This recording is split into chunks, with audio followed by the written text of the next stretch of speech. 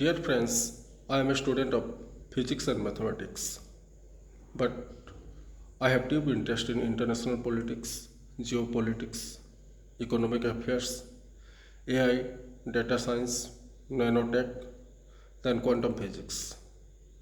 Today I am going to make a comparison between China and India. Mostly the West media present China in such a manner that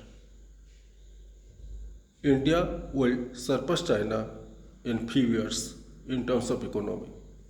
But this is not the mere truth. It may hurt you, but I am going to present you some facts before you. I am apolitical. I don't have any attachment with any political party. So I am going to present the views based on data and information available in web services, in books, and in media. Both India and China are ancient civilizations. They have deep root more than 5,000 years ago. Harappan civilization, then your Mohenjo-daro civilization. In China, Han Dynasty was 220 years before Christ. China and India are two most populous country in the world. Earlier China was the most populous country. Now India surpassed China in terms of population. Let us make a comparison in terms of economy between India and China. As per the data of World Bank and IMF, China is the second largest economy. It has a GDP of $19.3 trillion, whereas India is the fourth largest economy and has a GDP of $4.3 trillion. This year, India surpassed Japan to become the fourth largest economy.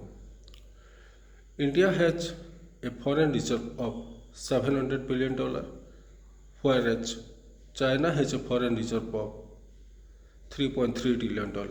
So, from here you can calculate that China's foreign reserve is nearly equal to our total GDP. China was struggling a lot, but in the year 1950, Mao Zedong brought many changes in China.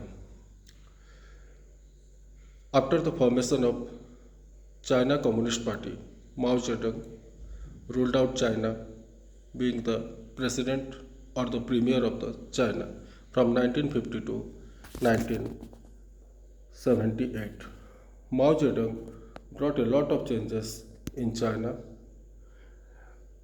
though they are a communist economy, a communist country, still then in terms of economy they are liberal.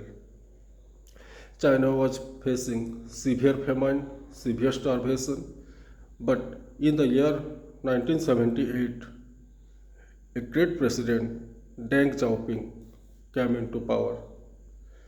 He brought many changes in China. China draws the attention of West, mostly the European countries, US, Canada, and Russia. They make China as a hub for production. Chinese people started producing many goods they exported to other countries, and gradually they learned the techniques to produce many things by their own. But in India, such type of progress has not been seen for a long time. In past few years, we have seen many changes in India. Our GDP is growing. The main difference between India and China is that China spends a huge amount in research and development, whereas we can't. China nearly spent $500 billion in research and development, where we spend only 5 lakh crore in research and development. If there will not be research and development in the basic science, technology cannot prosper. Now you can see China competing with US, and even they are far better in terms of many things as compared to US. You cannot imagine that we consume more AI, but we produce very less. US has ChatGPT, China has DeepSeek, but can you imagine about India? We contribute only 2 to 3% in AI, whereas US contributes 40 to 50% and China contributes 15 to 20%. You will be amazed. In India, if a skyscraper is being built in years, China can build it in few months. China can build 1,000 beds hospital in few days. How is it possible? Because Chinese people, they are very hardworking people. They are very honest, and most important, they are craftsmen. They don't depend upon government jobs or private jobs to maintain their livelihood. They produce things and they sell things to other. They don't purchase things from other. They only import food materials and accept that they export all the things. Even if you imagine the mobiles being sold in India, Xiaomi, Vivo, Oppo, OnePlus, all these are Chinese made. We don't have our own handset making company. We depend upon China. China and India has a trade of 6 lakh crores. Out of that, 80% we import and we export only 20%. The Chinese principle is that they will export things but they will not import. They don't use YouTube, they don't use Google, they don't use Facebook, they don't use WhatsApp. They have their own, they have WeChat, and they have their own search engine, they have their own entertainment channel. Previously, TikTok was banned in India, it was made by China. In India, mostly unorganized sectors are there, and our laborers are unorganized, unskilled. We have to become skilled if we want to compete with China. China is now fourfold larger economy than us. So think about it. When we will become equivalent to China.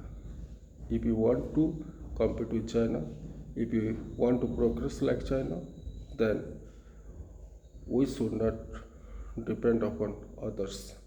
We should try to innovate. We should try to invent new things. We should make our own industry at home. We should make our own startup. Government should also prioritize this.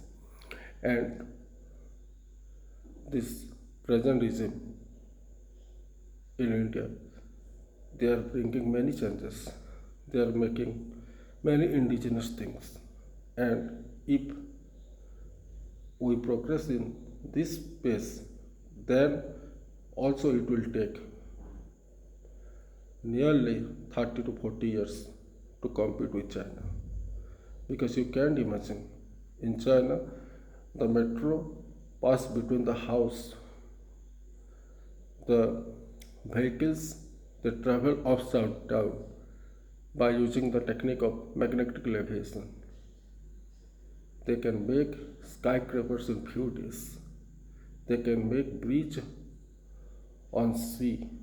They can break the mountains and make tunnels to make connectivity. So China always want to dominate other countries. China also will block India in its every path for making progress. But we should not bother that. We should work hard We should work generously, and most important thing, we should be craftsmen instead of being an unskilled labor. We should make much more investment in research and development sector. We should provide more fellowship in the field of science and technology. We should open more and more IITs, more IGERs, more NIGERs, more IISc, so that we can compete with China. And one of the main problem with India is brain drain.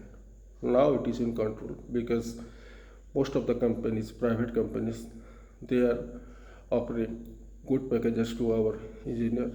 Still then, there is brain drain in the sector of good engineers, good doctors.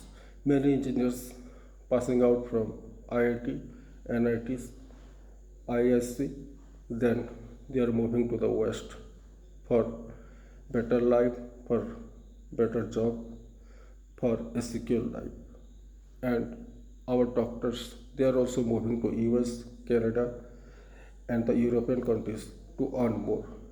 When there will be patriotism, when there will be an environment towards our country, so that we can do development, we can prosper more, then only we can compare with China. That's all for today. Thanks.